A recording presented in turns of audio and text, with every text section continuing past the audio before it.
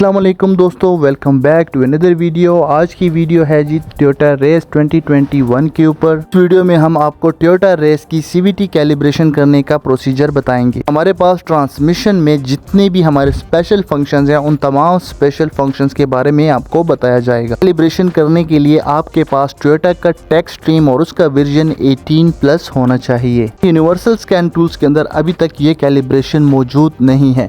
In future जब इस software को ये डिकोड करेंगे तो हमारे जो यूनिवर्सल स्कैन टूल्स हैं उनमें भी हमें ये कैलिब्रेशन देखने को मिल जाएगी। पाकिस्तान में टोयोटा रेस को बहुत पसंद किया गया है और टोयोटा रेस बहुत ही ज़्यादा क्वांटिटी में इंपोर्ट कराई गई है। को भी अगर टोयोटा रेस की या फिर डाइहाट्सू रॉकी की CVT कैलिब्रेशन करनी है तो ये वीडियो एंड तक लाजमी देखें। ऑटोमेटिक ट्रांसमिशन में इंटर होकर आपने यहाँ से डाटा स्ट्रीम में 80 ऑयल टेम्परेचर को सिलेक्ट कर लेना है और हमारा जो ऑटोमेटिक ट्रांसमिशन का ऑयल टेम्परेचर है वो 70 डिग्री सेल्सियस से कम है। तो हमने गाड़ी को ड्राइव मोड में डाल देना है, ब्रेक को डिप्रेस कर देना है। हमारा ऑटोमेटिक ट्रांसमिशन का जो फ्लूइड है वो 70 डिग्री सेल्सियस से ज़्यादा हो जाए। तो यहाँ पे हम इसका वेट करेंगे ताकि ये 70 डिग्री सेल्सियस पे पहुँच जाए। उसके बाद लेफ़्ट साइड पे हमारे पास जो यूटिलिटी का टैब है, हमने इस यूटिलिटी में जाना है। यूटिलिटी टैब में जब भी हम इंटर करेंगे तो ये यूटिलिटी टैब हमें बिल्कुल एम्प्टी मिलेगा, लेकिन जब हम इसके लेफ़्ट टॉप कॉर्नर के ऊपर क्लिक करेंगे तो यहाँ पे सिलेक्शन हो जाएगी। इट्स मीन कि कोई कैलिब्रेशन यहाँ पे हमारे पास है लेकिन हमें दिखाई नहीं दी जा रही, या यहाँ पे सॉफ्टवेयर के अंदर कोई बग है। फिर हम इसका इग्निशन स्विच ऑन कर देते हैं क्योंकि अभी तक गाड़ी स्टार्ट थी तो उसको हमने पार्क कर दिया और इग्निशन स्विच को ऑन कर दिया। पर हमें यही कॉशन दिया जा रहा है कि हमारा जो 80 ट्रांसमिशन का ऑयल टेम्परेचर है वो कम से कम 70 डिग्री सेल्सियस तक होना चाहिए और हमारे जो बैटरी वोल्टेजेस हैं वो 10 वोल्ट से 16 वोल्ट्स के इन बिटवीन होनी चाहिए। यहाँ पर हमारे पास एक विंडो पॉपअप होती है जिसमें हमारे पास बहुत सारे ऑप्शंस हैं। यहाँ पे देख सकते हैं हमारे पास यहाँ पर 5-6 ऑप्शंस हैं। अब कैलिब्रेशन करने के लिए हमें कौन से ऑप्शन को सेलेक्ट करना होगा ये भी आपके साथ शेयर किया जाएगा और ये भी बताया जाएगा कि बाकी के जो ऑप्शंस होते हैं इनका पर्पस क्या है। की कैलिब्रेशन है यहाँ पे री इम्प्लीमेंटेशन ऑफ इनिशियल लर्निंग की तरह। जिस तरह CVT की इनिशियल लर्निंग होती है इस तरह इसमें भी इनिशियल लर्निंग है और इसके साथ ही हमारे पास जो लर्न ड्राइविंग पैटर्न है वो भी इरेज हो जाता है। उससे टॉप पे ये जो कैलिब्रेशन है जहाँ पे लिखा हुआ है work before repair, reading of characteristic value from ECU QR code reading. Case हमने ECU को रिप्लेस किया है तो दूसरा ECU लगाया तो पहले ECU से हमने इस कोड को कॉपी करना होगा। ये इसके अंदर ट्रांसमिशन की कोडिंग होती है, उस कोडिंग को हमने कॉपी करना होता है। हमारे पास यहाँ पे हेक्साडेसिमल नंबर्स होते हैं। कैलिब्रेशन उसलिए होती है जब आपने ECU को रिप्लेस करना होता है दूसरे ECU के साथ और आप चाहते हैं कि इसके ट्रांसमिशन का डेटा जो इसका डेटा है वो चेंज ना हो। तो जो अभी आपने पार्ट चेंज किया है आपने उसको सेलेक्ट करना है और यहाँ से हमने उसका कोड जो है वो रीड कर देना है। इसके साथ साथ हमारे पास जो ट्रांसमिशन होती है उसके ऊपर एक QR कोड होता है। उस QR कोड को जब भी हम स्कैन करेंगे तो हमारे पास उसका जो कोड है, उसकी जो कोडिंग है वो हमें दिखाई दी जाएगी।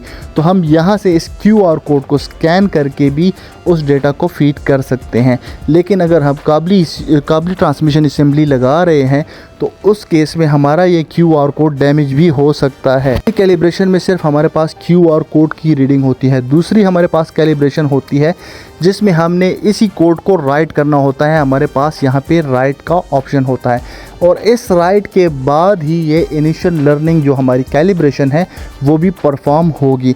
तो ये जो है दूसरा जो हमारे पास प्रोसीजर है यहाँ पे देख सकते हैं, right characteristic values and initial learning. Calibration इसलिए यूज़ होगी जब हमने उन वैल्यूज़ को जो हमने रीड किए हैं QR कोड से या फिर ECU से उनको हम दोबारा से यहाँ पे राइट कर सकते हैं। कैलिब्रेशन हमारे पास होती है ECU ड्राइविंग पैटर्न इरेजर। यहाँ पे हमारे पास जो ड्राइविंग पैटर्न होता है जिसको ECU ने अडेप्ट किया होता है हम यहाँ से इसको इरेज कर सकते हैं। आप रेस का ट्रांसमिशन ऑयल रिप्लेस करें, अगर जर्क वगैरह नहीं है तो आपने सिर्फ ECU की जो ड्राइविंग पैटर्न है उसको इरेज कर देना है। इन केस अगर आप नहीं करते हैं तो हमारा जो ECU है वो उसी पुरानी वैल्यूज़ के हिसाब से ड्राइव होगा। और जो कैलिब्रेशन आती है ये होती है री इम्प्लीमेंटेशन ऑफ इनिशियल लर्निंग। तो यहाँ पे हमारी जो CVT की कैलिब्रेशन है ये एक्चुअली परफॉर्म होती है इसी कैलिब्रेशन में हमारा जो जी सेंसर है वो भी परफॉर्म होता है, रीसेट मेमोरी भी होती है और हमारे न्यू ऑयल की जो प्रेशर की लर्निंग है वो भी कंप्लीट होती है।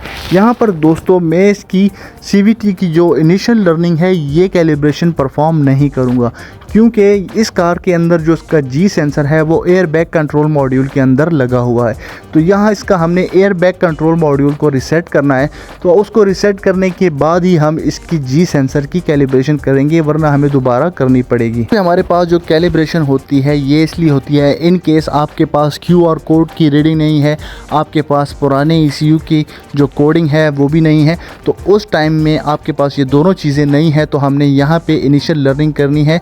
और अगर आपने ECU को रिप्लेस किया हुआ है तो आपने सबसे पहले उसके अंदर उसके न्यू विन को राइट कर देना है और ये मेक श्योर कर लेना है कि जो ECU आपने लगाया है वो बिल्कुल वेल एंड गुड है। पॉइंट पे आपने इस कैलिब्रेशन को परफॉर्म करना है। ये कैलिब्रेशन परफॉर्म होने के बाद हमारा जो ECU है वो खुद ब खुद ही न्यू कोड जनरेट करके उसको स्टोर कर लेगा और हमारी इनिशियलाइजेशन और जी सेंसर की कैलिब्रेशन भी इसी में परफॉर्म हो जाएगी। जी इस कार के अंदर मैंने करनी है इसकी कैलिब्रेशन, और वो कैलिब्रेशन है हमारा जो ड्राइविंग पैटर्न है उसको हमने इरेज करना है। तो ड्राइविंग पैटर्न इरेज करने के लिए हमने इग्निशन स्विच ऑफ करना है। इस कैलिब्रेशन के दौरान हमारे CVT की लाइट जो है वो फ्लैश करेगी और उसके बाद ऑफ हो जाएगी। हमारी कैलिब्रेशन कंप्लीट हो चुकी है। बहुत सारे भाई इस कार के अंदर कैलिब्रेशन परफॉर्म नहीं करते हैं। अगर आप इसकी कैलिब्रेशन परफॉर्म करना चाहते हैं CVT की तो ये है इसका प्रोसीजर। मैं उम्मीद करता हूँ ये वीडियो आपके लिए हेल्पफुल होगी, आपके लिए बेनिफिशियल होगी। वीडियो आपके लिए हेल्पफुल हो, बेनिफिशियल हो तो चैनल को लाइक, शेयर एंड सब्सक्राइब ज़रूर करें। आपका भाई आपके साथ मिलता है नेक्स्ट वीडियो में, तब तक स्टे ट्यून। अल्लाह हाफिज़।